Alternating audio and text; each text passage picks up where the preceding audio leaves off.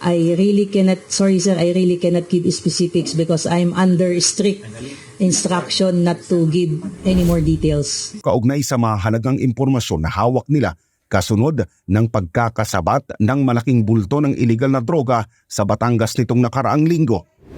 Yan na rin po ang utos po kasi ng mga prosecutor for us to refrain from giving too much information. Si Zarate, ang driver ng photon van, sakay ng mahigit 1 toneladang shabu na galing di umano sa isang yate sa Nasugbu, Batangas. Isang dating sundalo ng Estados Unidos si Zarate. Umalis sa Pilipinas si Al noong 8 taong gulang pa lamang ito at pumasok sa US Army noong 1997. Umalis siya sa US Army noong 2005 at umuwi sa Pilipinas noong 2008. Nagtayo ng isang fitness center sa Maynila kung saan mga bigating personalidad ang mga kliyente nito. Paliwanag ng PNP, pinagbawalan silang maglabas ng impormasyon sa gitna ng kanilang case build-up.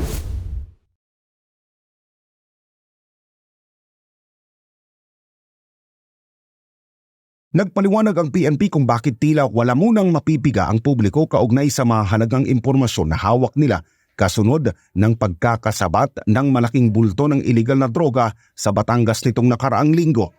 Paliwanag ng PNP, pinagbawalan silang maglabas ng impormasyon sa gitna ng kanilang case build-up. I really cannot, sorry sir, I really cannot give specifics because I'm under strict instruction not to give any more details.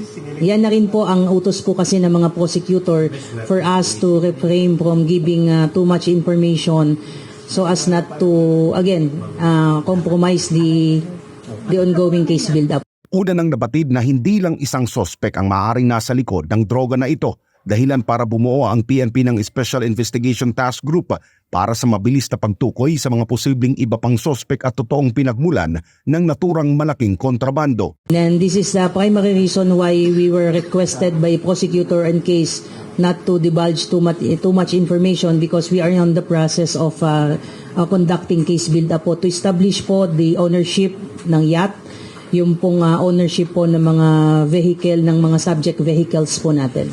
Si Zarate, ang driver ng photon van, sakay ng mahigit 1 toneladang shabu na galing di umano sa isang yate sa Nasugbu, Batangas. Sa pinakahuling impormasyon na ibinigay ng PNP, isang dating sundalo ng Estados Unidos si Zarate.